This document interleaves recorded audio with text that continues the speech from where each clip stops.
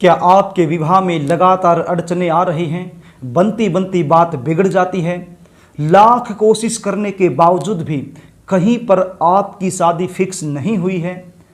आप बहुत सारे उपाय कर चुके हैं, उपाय करके थक चुके हैं, लेकिन किसी भी प्रकार का फल आपको मिल नहीं पा रहा है। आपकी उम्र लगातार बीतती जा रही है। आप 25 साल के हो सकते हैं, आप 28 साल के हो सकते हैं, आप 30 साल के हो सकते हैं, आप 32 और 35 साल के भी हो सकते हैं, लेकिन अभी तक आपकी शादी नहीं हुई है और कहीं पर रिश्ता भी फिक्स नहीं हुआ है। बातें चलती हैं, रिश्ते आते हैं, लेकिन कोई भी बात, कोई भी रिश्ता शादी में कन्वर्ट नहीं हो पाता है। और यदि रिश्ता फिक्स हो भी जाता है तो एंड में जाकर के कोई न कोई ऐसी बात निकल कर के सामने आती होगी जिसके चलते रिश्ता टूट जाता है। कभी आपकी तरफ से ना हो जाती है, कभी सामने की तरफ से ना हो जाती है। अब देखने वाले आएंगे, देख करके चले जाएंगे, लेकिन किसी भी प्रकार का पॉजिटिव रिप्लाई हमें मिल नहीं पाता है, या फिर आपको अपने मन मुताबिक कोई अच्छा रिश्ता मिल नहीं रहा है, या फिर रिश्ते आना बंद हो गए हैं। क्योंकि एक उम्र होती है, जब वो उम्र बीत जाती है तो रिश्ते आना भी बंद हो जाते हैं। या फिर आपकी शादी हो चुकी है, किसी कारणवश आपका डिवोर्स हो चुका है और आप पुनः शादी के लिए प्रयास कर रहे हैं और उसमें भी आप निसफल हो रहे हैं। तो प्रिय दर्शकों, ये कार्यक्रम आपके लिए है। आप इस वीडियो में मेरे साथ अंत तक बने रहें। आज मैं एक ऐसा चमत्कारी उपाय आपको बताने वाला हूं। यदि ये उपाय आप कर देते हैं तो इन सारी समस्याओं से आपको छुटकारा मिलेगा और जल्द से जल्द विवाह के योग बनेंगे। नमस्कार, मैं पंडित जी.एस. कौशिक दिल की गहराइयों से आपका स्वागत करता हूं आपके अपने YouTube चैनल जी.एस. घृत कौशिक में। जैसा कि आप जानते हैं, इस चैनल के माध्यम से मैं लगातार विवाह में आ रही अड़चनों को दूर करने के कारगर उपाय लेकर के आपके सामने उपस्थित रहता हूं। आज भी मैं एक ऐसा ही रामबाण उपाय लेकर के आया हूं। यदि आप विवाह न होने की समस्या से परेशान हैं तो ये समस्या आपकी दूर हो जाएगी और जल्द से जल्द विवाह के योग बनेंगे। ये उपाय आप किसी भी सोमवार के दिन कर सकते हैं। सोमवार से इस उपाय की शुरुआत करनी है और लगातार 11 सोमवार ये उपाय आपने करना है।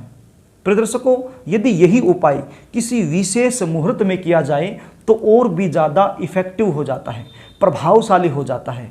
एक ऐसा ही योग, एक ऐसा ही मुहूर्त बन रहा है 25 जुलाई 2022 को। इस दिन सोमवार है, लेकिन साथ में प्रदोष व्रत भी है और श्रावण का महीना है। तो श्रावण के महीने पे में प्रदोष व्रत सोमवार के दिन होना अपने आप में एक विचित्र एवं अद्भुत योग बन जाता है। यदि इस योग में इस उपाय की आप शुरुआत कर लेते हैं तो फिर अति श्रेष्ठ है। इसका जो शुभ फल है वो बहुत जल्द आपको मिलेगा। ये उपाय कोई भी कर सकता है। जिन लड़के और लड़कियों की शादी में विलंब चल रहा है वो खुद भी कर सकते हैं, और यदि किसी कारणवश वो खुद नहीं कर पाते हैं तो ऐसी सिचुएशन में माता पिता भी ये उपाय कर सकते हैं और बच्चों की शादी में जो विलंब चल रहा है उसको दूर कर सकते हैं। कार्यक्रम को आगे लेकर के चलूं, इससे पहले आपसे निवेदन करना चाहूँगा, यदि आप चैनल पर नए हैं तो चैनल को सब्सक्राइब कर लें, बेल आइकन को भी प्रेस कर लें, ताकि हमारी आने वाली जो नई वीडियो है उसका नोटिफिकेशन आपको मिल सके और वो वीडियो आप आसानी से देख पाएँ। प्रिय दर्शकों, इस चैनल पर मैंने बहुत सारे ऐसे वीडियो अपलोड कर रखे हैं जिनको देखकर आप अपने जीवन में चल रही विभिन्न प्रकार की समस्याओं से छुटकारा पा सकते हैं। प्रिय दर्शकों, अब आप उपाय सुन लीजिए, इसको थोड़ा सा ध्यान से सुन लीजिए। जो विधि विधान तरीका मैं आपको बताने वाला हूं, इसी तरीके से आपने ये उपाय करना है। ये उपाय आपने सोमवार के दिन सुबह के समय करना है। अब यहाँ पर सुबह का मतलब ये नहीं है कि आप 5 और 6 बजे करेंगे, नहीं, आप 10 और 11 बजे से पहले पहले ये उपाय कर दीजिए। करना क्या होगा, आपने 31 दाने साबुत मूंग के लेने हैं। जो हरा मूंग होता है उसके दाने लेने हैं आपने 31, और साथ में लेने हैं चावल के दाने। कितने? 31। कैसा चावल होना चाहिए? साबुत होना चाहिए, टूटा फूटा नहीं होना चाहिए। और साथ में लेने हैं 31 बेलपत्र। अब बेलपत्र भी साफ सुथरे होने चाहिए, कटे फटे नहीं होने चाहिए। और साथ में आपने लेना है पीले रंग का चंदन और साथ में सफेद रंग का चंदन। अब ये पीले रंग का चंदन आप एक कटोरी में डाल लीजिए और सफेद रंग का चंदन अलग कटोरी में डाल लीजिए। ये सारी सामग्री लेकर के आपने शिव मंदिर में जाना है। अब शिव मंदिर में जाकर के ये जो आप 31 दाने हरे मूंग के लेकर के गए हैं, ये दाने आपने नंदी के उठे हुए पांव के नीचे रखने हैं। अब नंदी का एक पांव उठा हुआ रहता है, तो उस पांव के नीचे आपने ये 31 दाने रख देने हैं।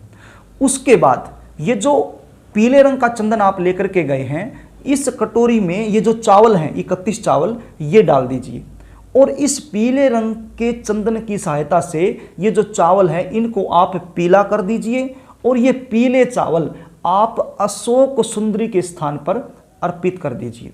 मैं पहले भी अपनी वीडियो में बता चुका हूं अशोक सुंदरी का स्थान, लेकिन अब भी आप देख लीजिए स्क्रीन पर, यहां पर होता है अशोक सुंदरी का स्थान।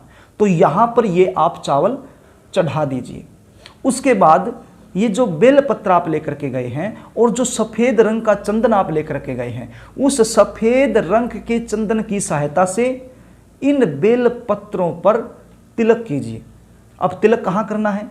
ये जो लंबी पत्ती होती है, अब 3 पत्तियां होती हैं बेलपत्र में, जो लंबी वाली पत्ती होती है इस पत्ती पर आपने तिलक करना है। हो सके तो आप ओम लिख दीजिए सफेद रंग की चंदन की सहायता से, लेकिन यदि ओम नहीं लिख सकते, इतना समय नहीं है आपके पास, तो फिर कम से कम एक तिलक कर दीजिए और प्रत्येक पत्ते पर आपने तिलक करना है और जो लंबी पत्ती है, बीच वाली पत्ती है, उस पत्ती पर करना है। ये तिलक करने के बाद आपने ये बेलपत्र शिवलिंग पर अर्पित कर देने हैं। इतना सब करने के बाद आपने शंकर भगवान से प्रार्थना करनी है कि हे परमपिता परमेश्वर, हे भोलेनाथ, हे शंकर भगवान, मैं बड़ी दुखिया हूं, मेरे बच्चों की शादी नहीं हो रही है, लगातार उनकी उम्र बीतती जा रही है, इस समस्या से मुझे छुटकारा दिलाएं और मेरे बच्चों की शादी जल्द से जल्द हो जाए, ऐसी कृपा मुझ पर बरसाएं। मुझे पता है जिन बच्चों की शादी समय पर नहीं होती है उसके माता पिता कितने दुखी होते हैं, विशेषकर माँ कितनी दुखी होती है, ये मैं जानता हूं, क्योंकि मेरे पास बहुत सारी माताएं बच्चों की जन्म कुंडली का विश्लेषण करवाने के लिए आती हैं, वो रोने लग जाती हैं। अब उनका रोना भी मुझसे देखा नहीं जाता है, लेकिन मैं कर भी क्या सकता हूं। तो आज मैं आपको कहता हूं, आप भगवान के सामने रो दीजिए, आंख से एक आंसू निकाल करके शंकर भगवान के चरणों में अर्पित कर दीजिए। ये मैं गारंटी लेता हूं आपका काम बनेगा, आपके बच्चों की शादी होगी और शंकर भगवान आपकी मनोकामना अवश्य ही पूर्ण करेंगे। अब दुनिया के सामने रोने का क्या फायदा? कोई किसी के दुख को नहीं समझता है, सब मजाक उड़ाते हैं। रोना है तो परमात्मा के सामने रोइए। यदि मेरा बस चले तो सबके दुख को मैं हर लूं, लेकिन मैं तो एक तुच्छ प्राणी, एक छोटा सा ज्योतिषी, केवल आपको रास्ता दिखा सकता हूं, आपको उपाय बता सकता हूं। करना खुद को है और उसका जो फल है वो परमात्मा ने देना है। तो प्रिय दर्शकों, आज आपके पास मौका है, आप शंकर भगवान के सामने रो दीजिए और हृदय से, मन से, भाव से प्रार्थना कीजिए, शंकर भगवान जरूर सुनेंगे।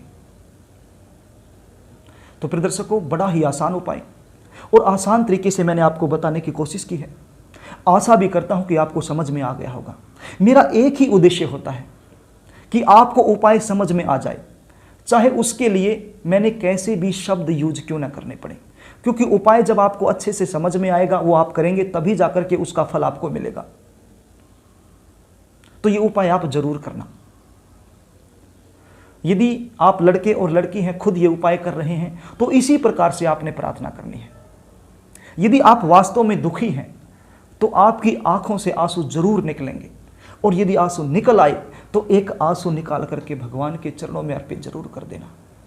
बस मैं बार बार यही बात आपको कर रहा हूं, क्योंकि भगवान भाव के भूखे हैं। तो प्रिय दर्शकों, यदि आप अपने बच्चों की जन्म कुंडली का विश्लेषण मुझसे करवाना चाहते हैं, जानना चाहते हैं कि जन्म कुंडली में ऐसी क्या कंडीशन बन गई है, इतने सारे उपाय हम कर चुके हैं, पाठ पूजा भी कर चुके हैं, फिर भी कहीं पर शादी का संयोग नहीं बैठ रहा है, तो फिर आप स्क्रीन पर दिए गए नंबर से मुझसे संपर्क कर सकते हैं। स्क्रीन पर दिए गए व्हाट्सएप नंबर पर आप अपनी जन्म डिटेल मेरे पास भेज सकते हैं और बच्चों की जन्म कुंडली का सटीक विश्लेषण मुझसे करवा सकते हैं।